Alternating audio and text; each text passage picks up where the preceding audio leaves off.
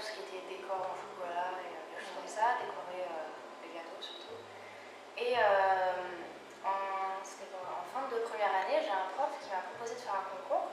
Ouais. C'était la Coupe de France des écoles Ouais. en pâtisserie niveau CAP. Ça se passait au Salon du Sucre à Paris. Et j'ai dit ok.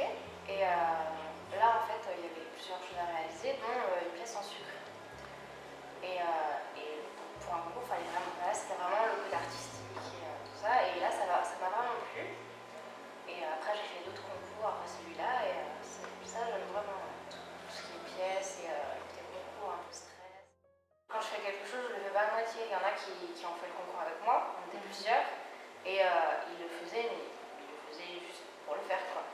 Alors que moi, quand je le fais, j'ai pas envie de le faire juste comme ça. Je veux vraiment que si je le fais, c'est pour gagner, quoi. D'accord. Si je gagne pas, c'est pas grave, mais au moins j'aurais fait tout ce que je pouvais. D'accord. Donc ça veut dire que vous êtes très perfectionniste. Ah si, oui. Par exemple, sur votre création de Alice, est-ce qu'il y a des pièces que vous avez refait vraiment plusieurs fois? L'horloge. L'horloge. Et le lapin aussi.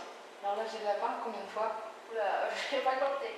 Parce que l'horloge, je savais pas comment la faire pour que ce soit. Je voulais vraiment que ce soit propre, bien net. Ouais. Et je trouvais pas comment faire le tour correctement, ni pour les aiguilles. J'ai essayé plein de manières différentes, ça se cassait, ça allait pas, c'était pas joli.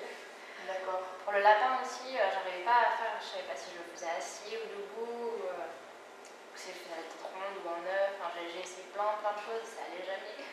Et comment ça se passe? Vous devez créer un moule alors à la base? Ça dépend pourquoi, en fait, là j'ai fait plus du montage. J'ai fait la couture un peu parce qu'il me fallait une veste bleue sur le lapin. Oui. Et j'ai fait une espèce de chocolat plastique. En fait, c'est du chocolat qu'on mélange avec du glucose. Et en fait, ça fait un chocolat comme la pâte à modeler. En fait, on peut le modeler. D'accord. Et il durcit pas, il reste comme la pâte à modeler. En fait. Je l'ai coloré en bleu. Et du coup, je me retrouvais avec mon carré aplati de chocolat plastique. Et comment j'allais faire la veste? Et du coup, je me suis amusée à découper la forme des manches et un petit rond comme ça, le col, comme pour les plans d'un couturier en fait, et à l'habiller après, à découper petit à petit dessus. J'ai vraiment eu des patrons qui tous différents à leur manière, mais tous vraiment qui vont bien pour moi. Après, il y a Stéphane Klein, qui lui en sucre, il fait des choses mais, vraiment magnifiques.